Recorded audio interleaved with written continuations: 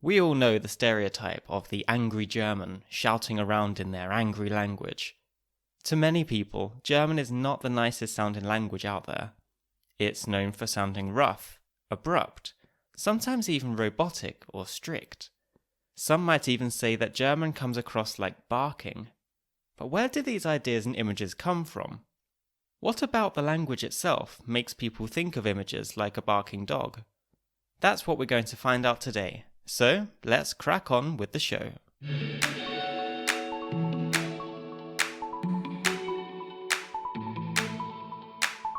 This is Yellow of the Egg, the podcast where we give the German language a good belly rub. I'm Luke Green, and this is Series 2, Episode 6, Das German Bark.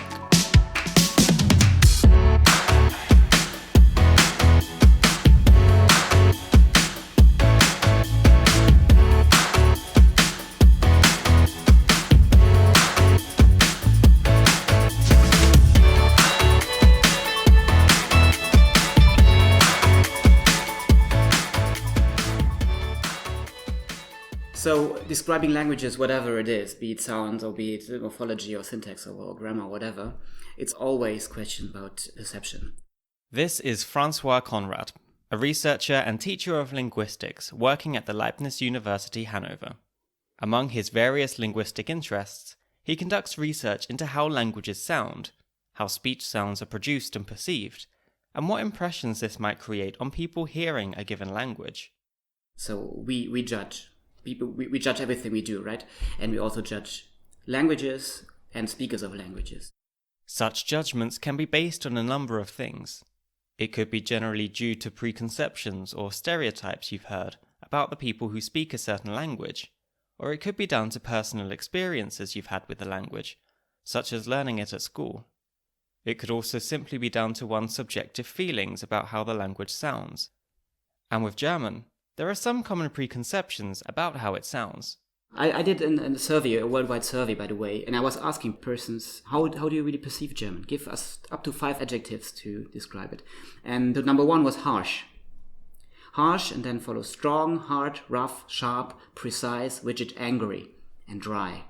These all seem to go in the same sort of direction, and that direction doesn't sound like the most pleasant one. You don't get the impression that the people surveyed think that German is nice to listen to. And only very, very few people said cute, sexy, attractive, pleasant, or emotional. So most of them really said harsh, etc. These are the subjective opinions of individual people, and many factors could be at play here. And of course, these aren't the opinions of every person who's ever heard German before. But there must be some basis for this widespread perception of German as sounding harsh. It can't have come from nothing. Arguments can be made that a lot of it might be down to factors outside of language, such as parodies and caricatures of angry Germans, which in turn are likely to stem from times and events such as World War II, Nazi rallies, and so on.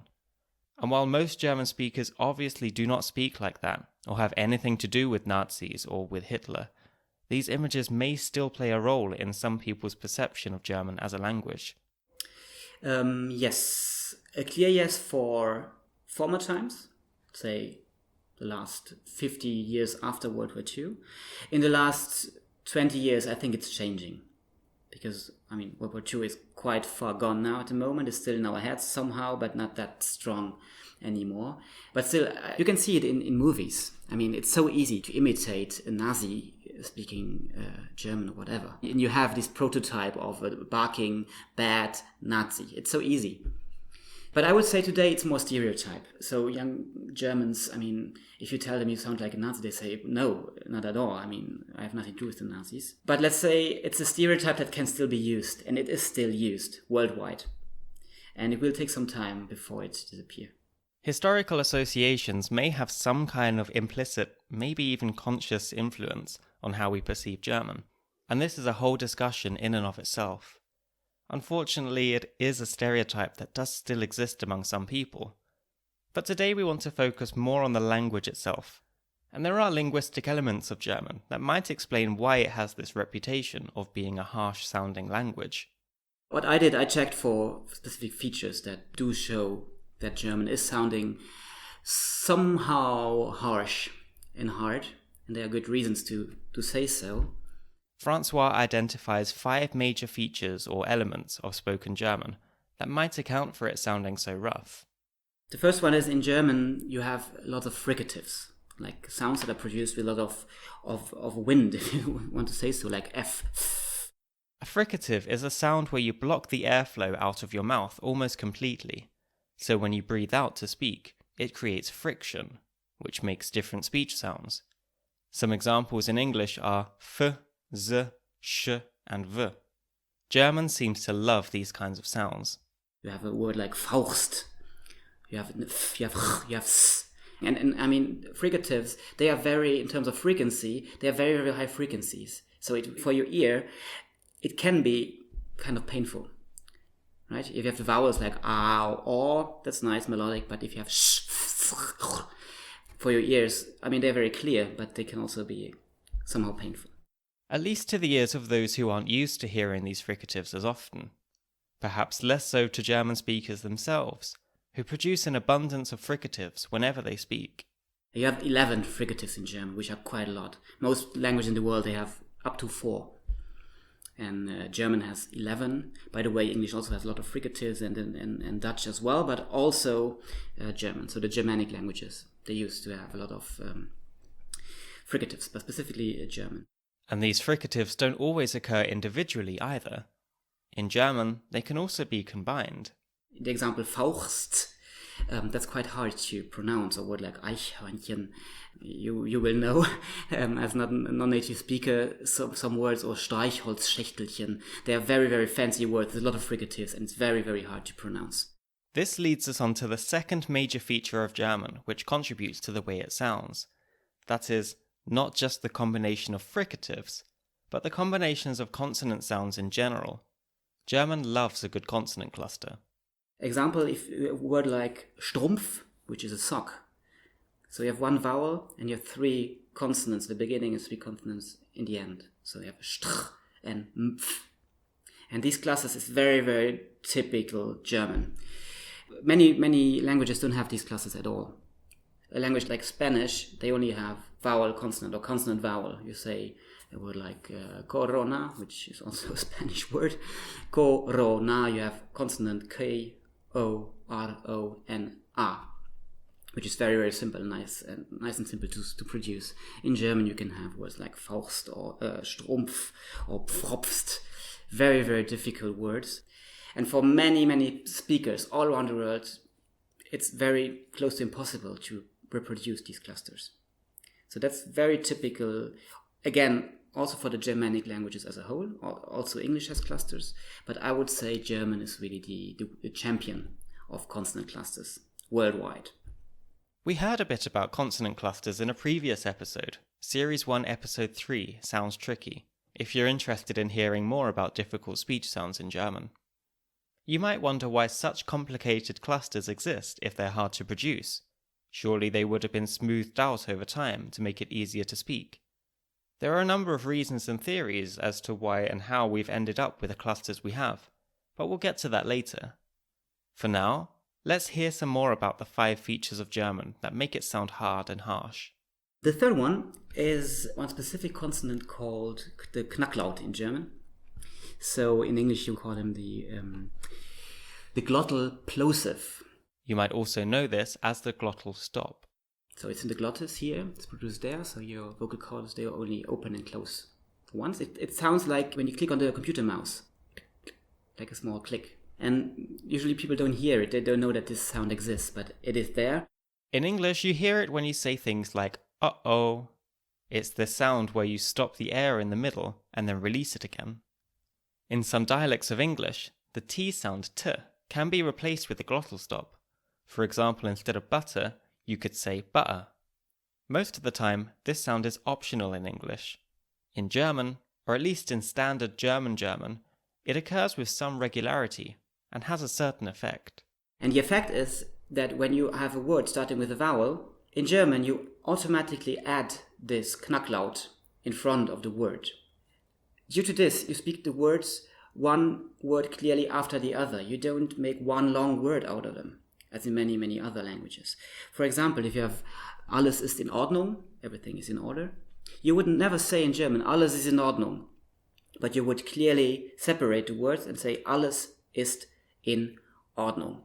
And you need this Knacklaut, in each case before, in the beginning of the word, which is a boundary marker. So it marks, here starts a new word.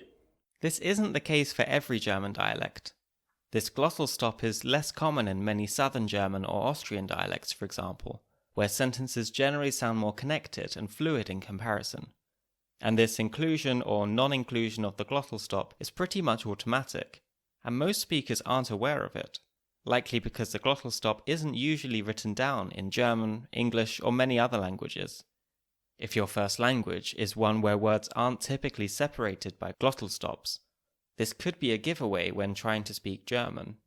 If you are a Frenchman or a French lady and you try to speak German, you wouldn't say alles ist in Ordnung, or you would exaggerate, really saying alles ist in Ordnung, and you would really sound like a barking dog, even much more so than Germans do. But you would rather say alles ist in Ordnung. So it link all the words together, basically saying one long word instead of 4 split up words. And that's the effect of the Knacklaut. In the dialects of German where you mark the beginning of words with glottal stops, you can also hear parts of words being separated with them too. A prefix might be separated from the rest of the word by a glottal stop, if it's followed by a vowel, for instance. Take the word bearbeiten. We have the base, arbeiten, meaning work, and we add the prefix be to make edit or process. The non-separating dialects might say bearbeiten, whereas the separating dialects would go for bearbeiten. You can hear the same in past participles that start with ge, such as geöffnet, geändert, or geeinigt. There are some cases where speakers are more aware of splitting up words with glossal stops though. We have the example of adding a glossal stop in words like LehrerInnen to explicitly mark that all genders are meant, and we're not just talking about female teachers. We also have examples that can even cause some contention between speakers of German, one being the pronunciation of the German word for interest. Some say Interesse, some say Interesse, splitting the word into two, leaving out the R and inserting a glottal stop. German speakers who are listening at the moment, I'd be interested to know whether you say Interesse or Interesse, and whether you do this consciously or not. I think I'm in the Interesse camp. The effect of these glottal stops everywhere can make German sound very ordered and punchy, as opposed to fluid and melodic. The glottal stop is a feature that mainly concerns the beginning of words. Moving on to the fourth harsh-sounding feature of German. Now we go to the end of the word. There's one very, very nice phenomenon. It's called the Auslautverhärtung. In English, it's the final devoicing. So in the end of words, all the sounds or the consonants are produced without voicing. When we talk about voicing, we're referring to the sounds where our vocal cords vibrate. There are sounds like s, p, k, and sh, where our vocal cords do not vibrate. These are voiceless. Then there are sounds like z, g, m, and w, where our vocal cords do vibrate. These are voiced. If you struggle to hear the difference, place your hand on your throat. Make the sound z like a B. You should feel vibration. This means you're adding voice. It's a voiced sound. Now make the sound s like a snake. You should be able to feel that this vibration is no longer there. You're no longer adding voice. It's a voiceless sound. In this German final devoicing, the Auslautverhärtung, all of the consonant sounds at the ends of words are produced as voiceless sounds. So all of the sounds that are usually voiced become voiceless. Example, if you have the English word dog, you would say dog with a G. In German, if Germans speak English and they say dog, they say dog. They change the G, which has voice, to K, which has no voice. G has voice and K has no voice. So in German, the rule says in every word, in the end, you have only consonants without voice. So you write Hund with a D, but you would never say Hund. You say Hund. So you spell it with a D, but you speak it with a T. You automatically change this voiced D to an unvoiced T. Of course, this is exaggerated a little here for the sake of clarity. But it does have the effect that, for example, the words for advice and wheel are both pronounced Rat with a T, even though Rat as in advice is spelled with a T, and Rat as in wheel is spelled with a D. So while it does have the potential to cause some lexical ambiguity in spoken German, the final devoicing has a similar effect to the glottal stop, in that it helps to demarcate the words in a sentence, this time at the end of a word. So that's a very, very important rule in German. And again, this sounds really hard. If every word ends with t, k, p, that's a big difference to d or g or z. So far, we've heard 4 out of the 5 features that contribute to this harsh sound of German. We've had the high number of fricatives, we've had the complicated consonant clusters, we've had the word initial glottal stops and the final devoicing that make each word seem to stand on its own. All of these features rather concern the speech sounds themselves. The 5th feature concerns the way the words are pronounced as a whole, or more specifically, how they're stressed. So in German, usually you stress the first syllable in the words. So you wouldn't say Hunde, but you would say Hunde. So you switch between strongly stressed syllables and unstressed syllables. So you don't have a waveform intonation curves, but you have da da da da da da da da da da, if I do it a bit stereotypically. So, and especially people that do not speak German, if they only hear it, well, they hear da da da da da da da da da, right? And this again, this sounds harder than, for instance, French, which has final stress. Da da da da da da da da da. It is much smoother in comparison. Of course, there are words in German that don't follow the typical pattern of the first syllable being stressed, but these are often either compound words, words with prefixes, or foreign words.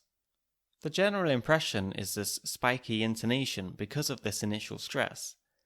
Again, this doesn't apply to all varieties of German, more so to standard German, but it's the variety a lot of people think about when they think of German. So I would say these are the 5 major features. And altogether they give this barking or whatever sound to German. You might think that a language sounding this way would be undesirable, and that over time speakers would move away from speech sounds that come across as unpleasant, or that are difficult to produce. If we think about the consonant clusters in German, like those in Strumpf or Pfropfst, you might think that they would be simplified over time to make them sound nicer, or simply to make them easier to pronounce. In some cases, clusters are simplified in fast speech, but it's not the case that clusters are being reduced and simplified in general. It's actually getting more complicated. For instance, if you have a word like helfen, to help, you write, at the end you write en, but you would never, well, at least in standard German, you would not produce the e. You don't say helfen, but you say helfen, fn. So you drop the vowel, and again you have clusters. And this happens in a lot of places. You don't, if you're in colloquial German, you wouldn't say ich habe das gemacht, but ich hab das gemacht. Again, the e is dropped. So there are, specifically this sound, we call it the schwa vowel, it's getting dropped more and more, leading to further consonant clusters. To a certain extent, we create clusters in English by dropping vowels too. If you think of a simple sentence like, this milk is good, the word is can be reduced to just an s. So we get, this milk's good, leaving us with a lovely cluster of ulksk. Another example would be the past tense suffix ed. The e used to be pronounced in words like booked, which would have been something like booked, and still is in words like voted and faded, but it's disappeared in many words. So we have words that are spelled with ed, but are pronounced as looked, faced, or reached, which leaves us with a lot of clusters, many of which weren't there before. These seem to be circumstantial, collateral damage caused by leaving out a vowel. But German has some clusters that seem to go beyond simply just leaving out a vowel, and which can be a real pain to produce. If they're so difficult and take so much effort to articulate, why do they exist? There are good reasons that German is sounding the way it sounds. So German is very, very good to be understood. You can very easily understand every word in German. And that's also the reason why it developed in this direction. So 1,000 years ago, German was totally different. These clusters weren't there. Many of the features I mentioned, they developed in the last centuries and the goal, if you can say so, nobody said we have to do this, but it developed in this direction, was to be not only precise language, but also very nicely understandable language. So it's a very good language if you want to be understood, but very hard if you want to have ease of articulation. And there are languages where it's just the opposite. Spanish is very easy to articulate, but not so easy to understand. So we seem to have two main kinds of language here. We have languages like Spanish, which are easy to articulate because they have simple sound structures, and their syllables don't contain a lot of clusters, but they're not as clear and easy to understand to listeners. The words tend to roll into one long string, and it can be difficult to discern where one word ends and the next one starts. And then we have languages like German, where there are a lot of clusters and the words are clearly separated. This can make it a nuisance to articulate, but it's quite clear to understand and to recognize word boundaries. These types of language can be explained by one important theory related to sound structures, namely the distinction between syllable languages and word languages.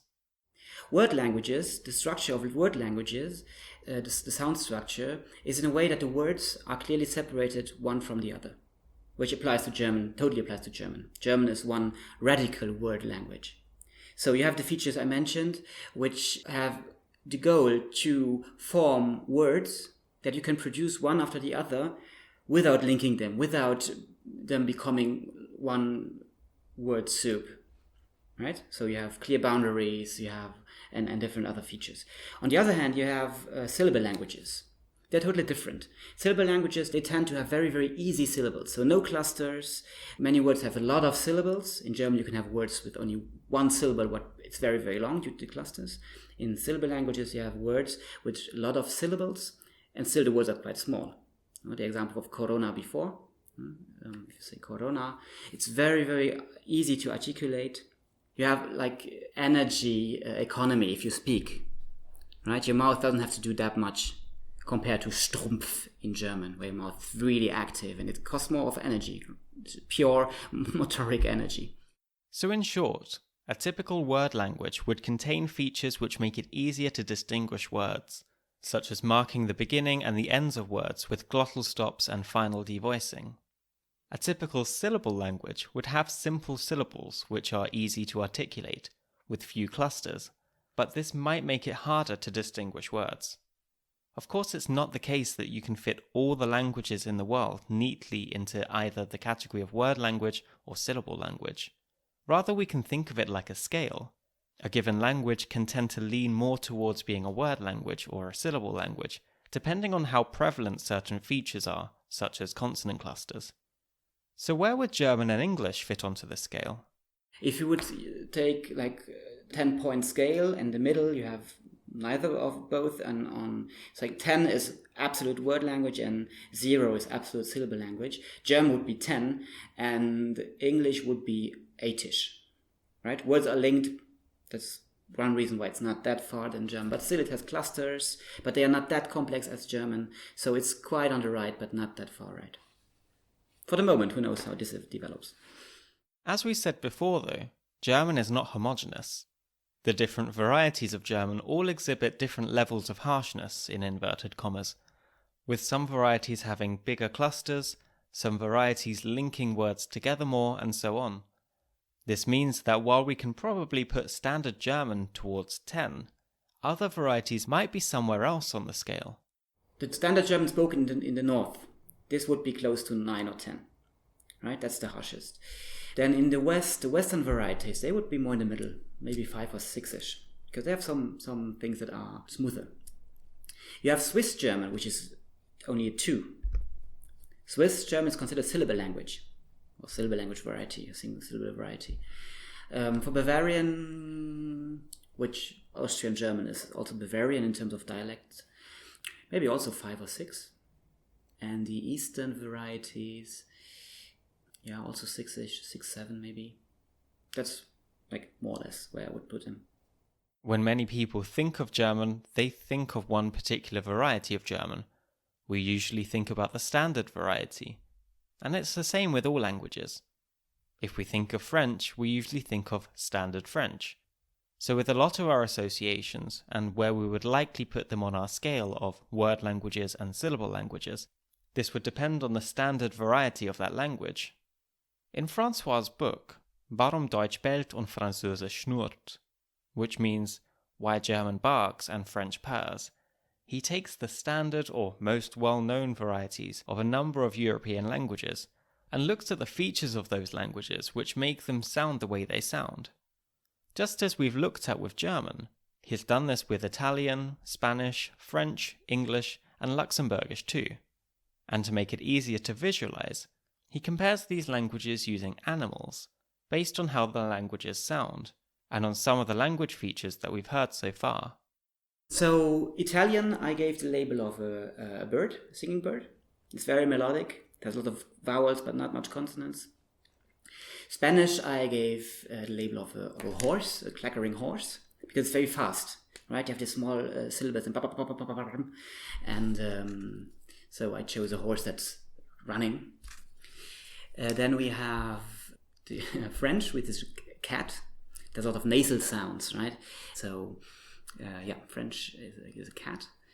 And then we have English, which is it's also Germanic. So I chose another dog, but not a Schäferhund, as a German could be a Schäferhund. I chose for English a Pudel, a Königspudel.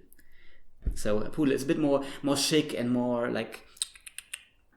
There was this. And then the last label I gave in the book is Luxembourgish, which is, in this scale of word and syllable languages, somewhere in the middle.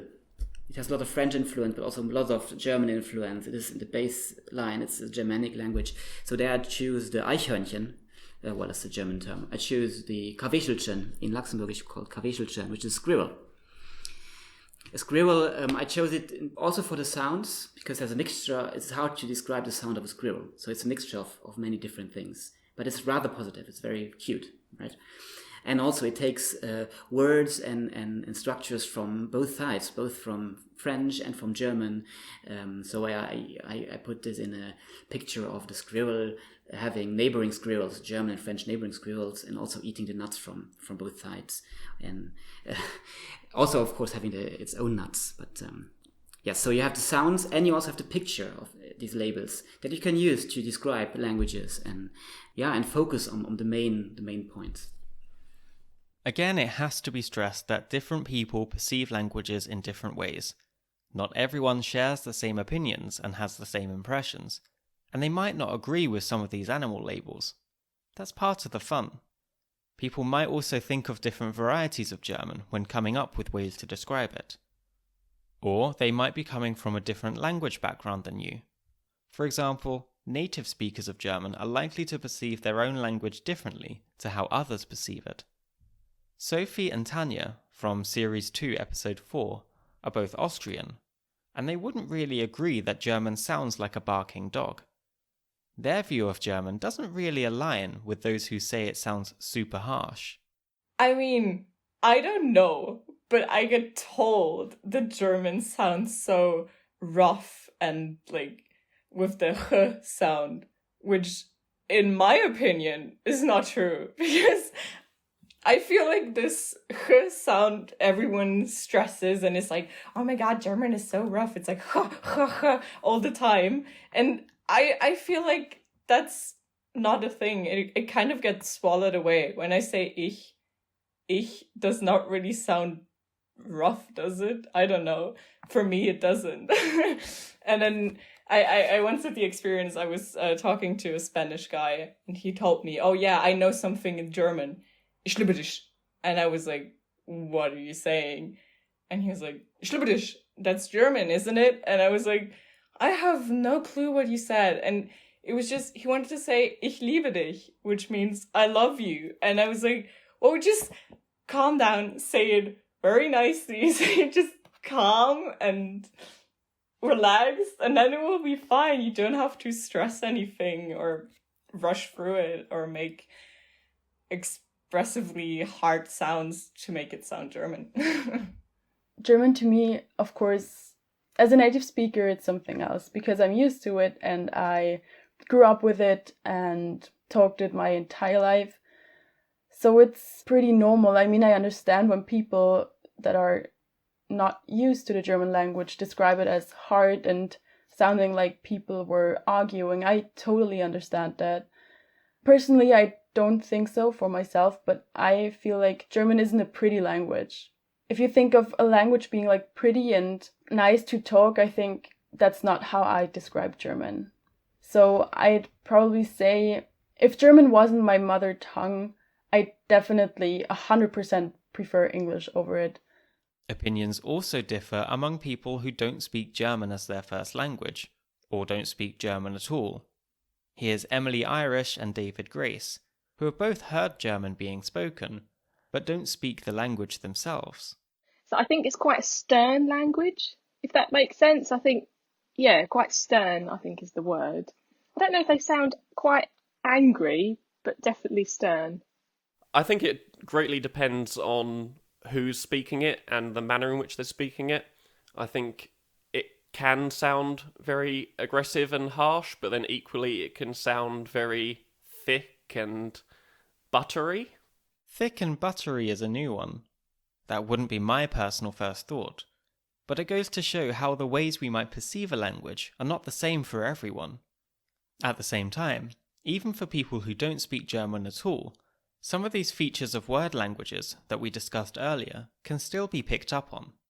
I feel like, I mean, obviously this is really hard to tell because obviously I don't speak any German whatsoever, but I feel like when I hear German, it's like they're pronouncing everything very clearly. I don't know, maybe that's just me in my head, but sometimes in other languages, I'm like, whoa, that's really quick. I have no idea what's going on here. But for German, I feel when it comes across that actually it's just very clear. And we can hear this kind of thing when we listen to languages we don't understand or speak ourselves. We can tell if a language is fast-moving and has simple syllables, and you wouldn't really be able to work out individual words very easily. With other languages like German, it would be easier to at least determine where one word ends and the next begins. Whether or not this is then interpreted as pleasant or ugly, efficient or stern, singing or barking, that's down to the individual. So subjectively, a language barking or doing other sounds is only, well, it's my own perception. So there is no German barks for everybody. Still, we have subjective reactions to how a language sounds. And as humans, it's difficult to turn off that subjective reaction when analysing things, especially something as personal and as loaded as language, with all of its historical connotations and baggage too. It can sometimes be difficult to analyse without judging. But we do this everywhere, right? We do this everywhere. I hear you with a nice English accent. Thank you. And I also judge, right? If I hear Frenchman or whoever, we all do this. And in the book, I do this as well, right? I give every language, I give a label, an animal, right? Just to show the stereotype and to work with it. I mean, that's useful. That's how we love to categorize as humans. And as long as we don't overjudge and have not a bad aim, I mean, there's nothing too bad with it.